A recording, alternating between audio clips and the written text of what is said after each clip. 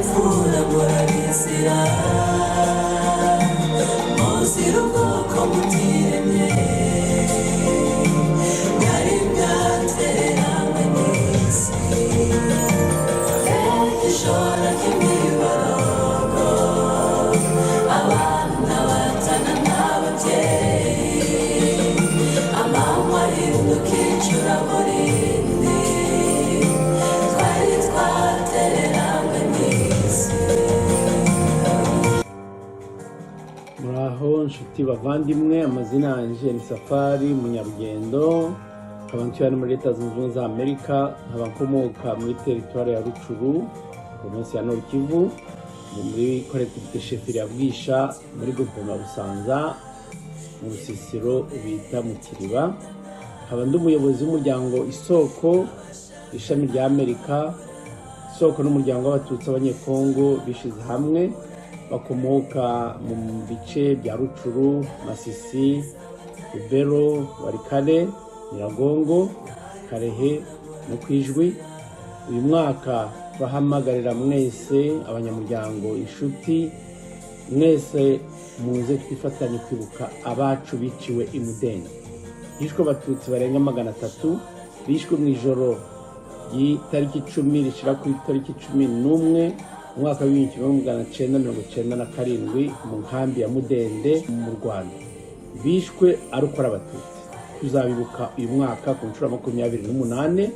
Tuzahurira twese hano muri Amerika mu mujyi wa Grand Rapids muri state ya Michigan. Mwese rero murahamagariwe kwitabira, kwibuka, kwifatanya n'abacitse ku icumu. Ni benshi bari hano muri Amerika, ariko no hirya no hino ku isi. Tuzishira hamwe twibuke, twiyubake kandi haranire gutaha iwacu dushakisha ubutabera. Batabawe n'abasirikare bari ahantu hitwa Icyasamba, bari baravuye i Goma bahamagawe n'umugabo twazanyirwa. Muraho, banyita Yvonne Ngabo, nkaba ndi umukongomani, nkaba naraturutse aho bita Ingungu, ubu nkaba mbarizwa muri Leta Zunze Ubumwe za Amerika, muri leta bita Arizona, mu mujyi ni muri Tucson. Nkaba nanifasha akanya kugira ngo nkangurire abantu ko dufite igikorwa cyo kwibuka abacu baguye muri Mudende. Ibi bizabera muri Michigan, Grand Rapids ku tariki 13 na tariki 14 z'ukwa 12. Dukomeje kwihanganisha ababuze ababo no guharanira kwiyubaka. Murakoze, Imana y'amahoro ibamwe. The community you see today rose from ashes after burning. It has shown its strength in the forgiveness that it has delivered and the peace it has held through its people. Now it's your turn. It's your turn to maintain the continuity and the values that this community upholds, even being in a different country. Amahoro, amazina ni Kamanzeri, ndi muri leta ya Texas, mu mujyi wa Dallas, nkera akabari Nyabitabo muri North Kivu. Ndi umuhuzabikorwa w'ibikorwa byo kwibuka muri diaspora.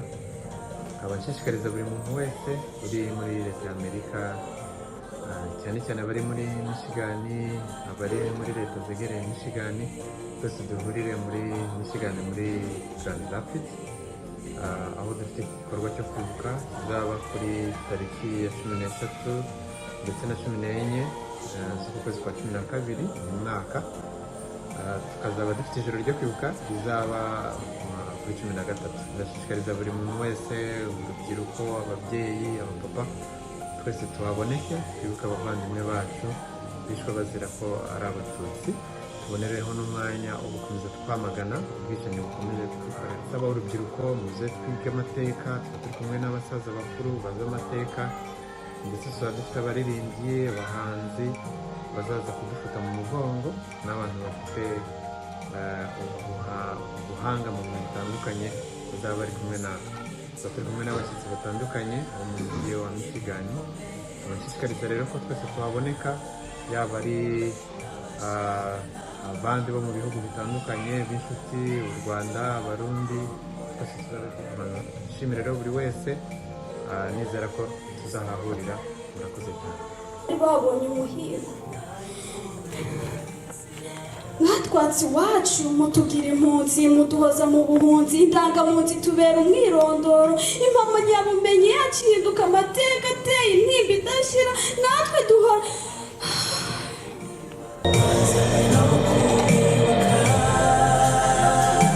mwari beza muri mfura mwari mutuje mutunze